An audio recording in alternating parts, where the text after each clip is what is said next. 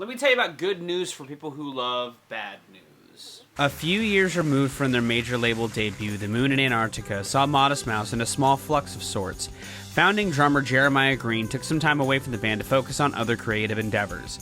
And while the band had small rotation shakeups throughout parts of their career, Jeremiah and Eric Judy were as foundational as Isaac to the band's sound. On top of the band shakeups, Isaac had gone through more intense grief through the loss of two close friends that really added to that emotional toll. On top of that, the further pressure from the major label you recently signed to prodding for a follow-up can start to sound like a recipe for a full-blown meltdown. What initially came out on the other side, though, was a mission statement of perseverance amidst what feels like the weight and emotional toll of the world coming down on you. It's an album that, as a whole, also has more of that label polish that wasn't quite on the Moon in Antarctica that helped it go platinum in its day, and stands as maybe the biggest jumping on point for many, as it was myself, to this band's talents. It is the fourth album by Modest Mouse that recently turned 20. Good news for people who love bad news. A core memory for me when I was in middle school before this album had dropped was going to Modest Mouse website and watching the Float On music video over and over and over again.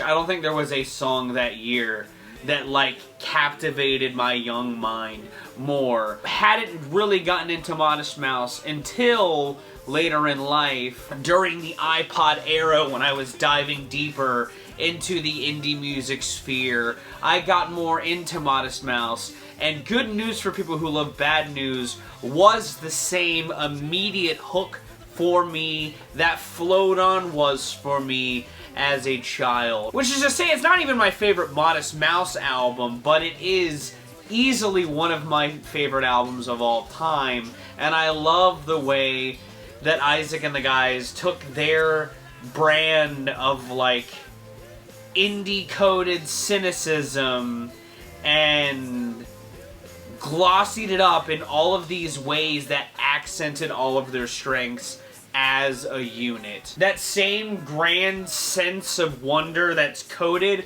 throughout parts of Float On carry the record's intro even more so on the world at large. I think if we're talking like 3-hit flurries in a record as a whole, having those two tracks and Ocean Breathe Salty right after that just drive the emotional tone of the record straight through the listener's ears into their heart. It really sets the weight that the record is sort of written with, and has this jaded view of the world that I think feels very indicative of where parts of the sort of emotional zeitgeist could be by 2004. It's an acceptance of floating on amidst the shitty parts of life while trying to spit at those that merely think that an idle lifestyle is the ideal lifestyle. I think it's just a really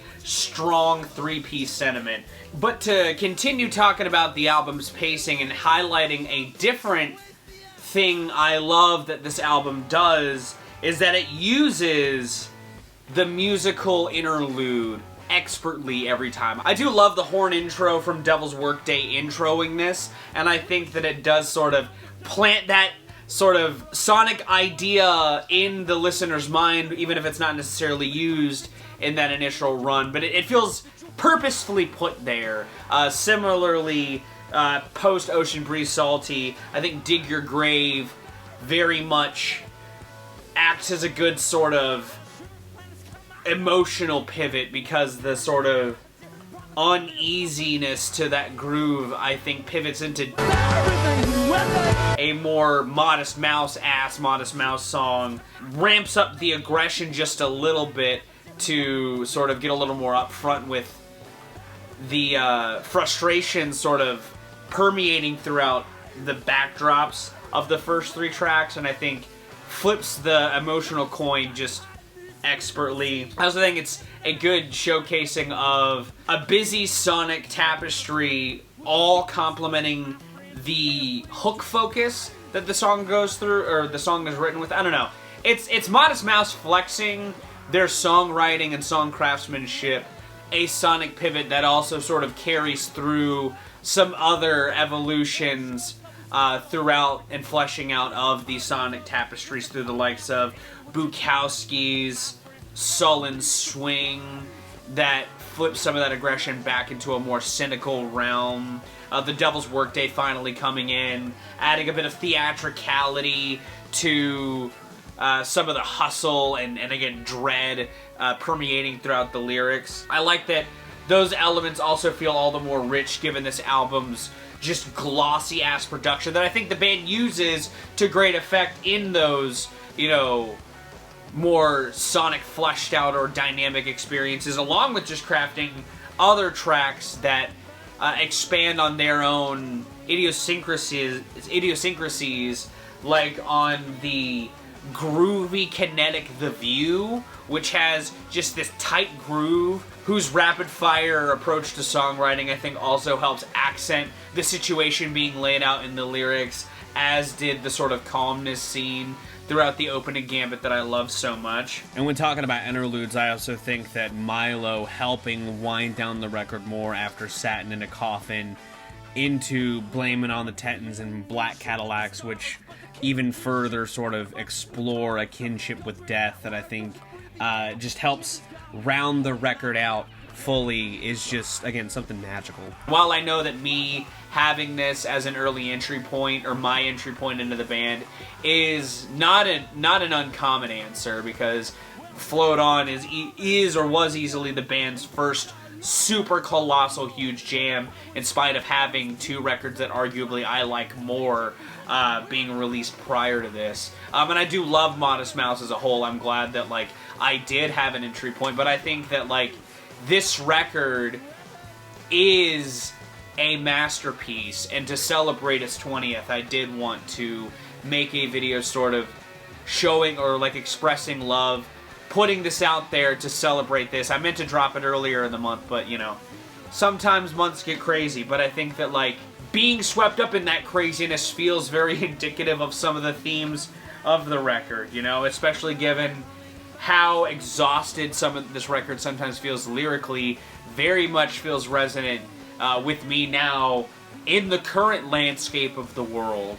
You know, while the last song, The Good Times Are Killing Me, which is easily another one of my favorite Modest Mouse jams, brings the record full circle, I think that, like, the maybe deeper sentiments throughout the track feel more resonant than the ones maybe being expressed on the surface.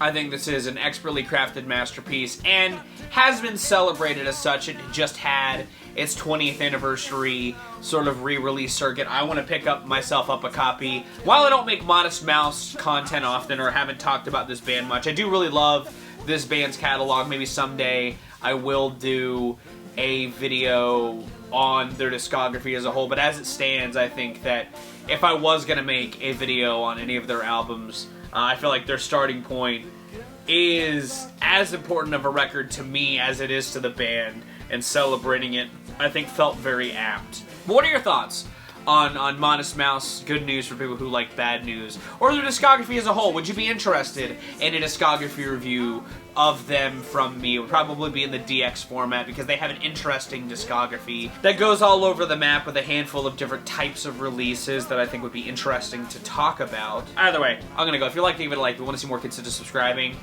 I'll drop 2 to 4 vids a week depending on what we've got going on. I have a I Turned 32 video going live tomorrow. Hopefully you're excited for that. I've been Viral Rack. You guys will get his last situations, and I'll see you another day.